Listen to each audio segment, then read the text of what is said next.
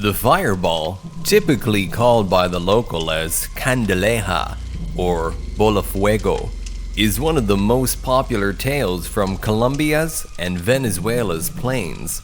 You could say every local from this area have heard about it, and some of them say they've seen the fireball so many times they're not afraid of it anymore.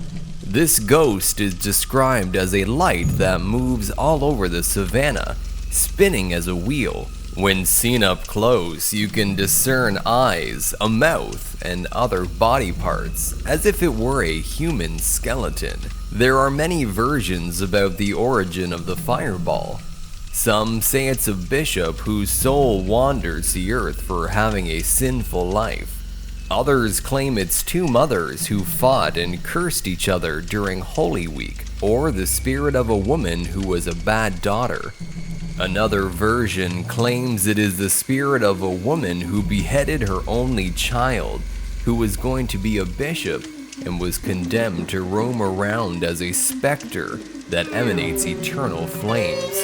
Others say it's not just one, but many spirits that come from purgatory to wander around these plains. Among the most popular tales is one the locals tell about a beautiful woman named Candelaria, who lived hundreds of years ago. Her body resembled a palm tree. Her hair went down to her hips, long, black, and straight.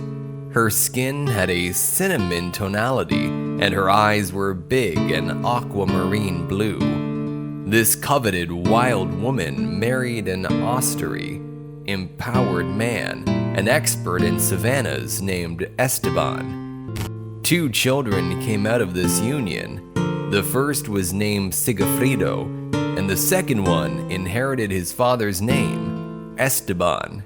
Her husband, Mr. Esteban, the man of the house, despite having great qualities that would make any woman fall for him, he was a musician and a very skilled composer, was subject of several addictions. For he was a drunk, a womanizer, and loved to party. His marriage was already at the end of its days.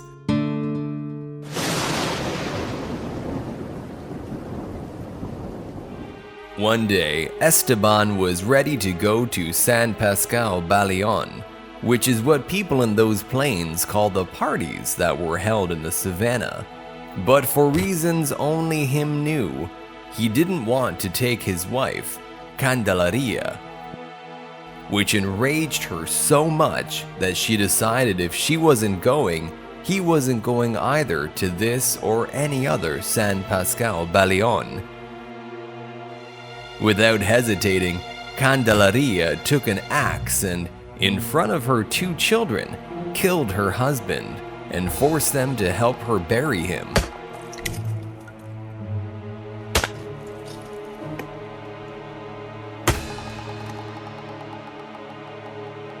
After becoming a widow, plenty of men wanted to replace her late husband, but none was accepted by the beautiful woman. Candelaria dedicated her life to being a mother and raise her 2 children without allowing anyone to sully her widower state.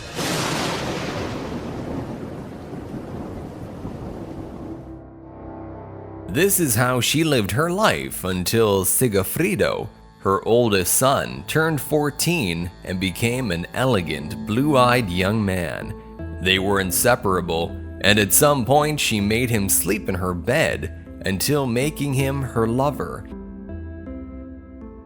She would not allow any other woman in the neighborhood to lay eyes on her son and second husband, for she feared any of those women would snatch her happiness away.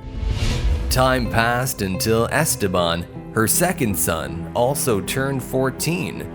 He was undeniably much more good-looking than his older brother, a young man with great skills and fine manners.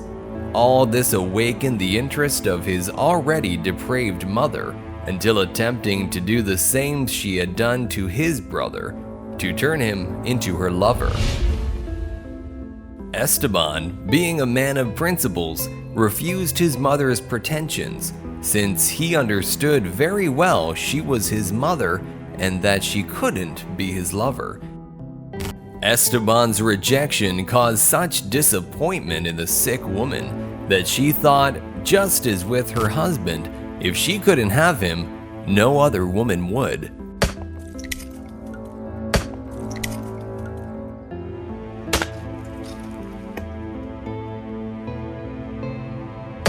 Over the years, the woman turned old and died of natural causes without showing any sign of regrets for her mortal sins.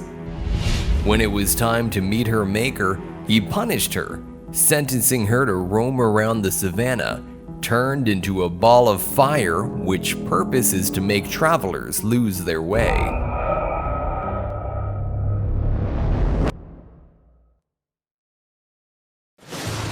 The fireball approaches lonely hikers.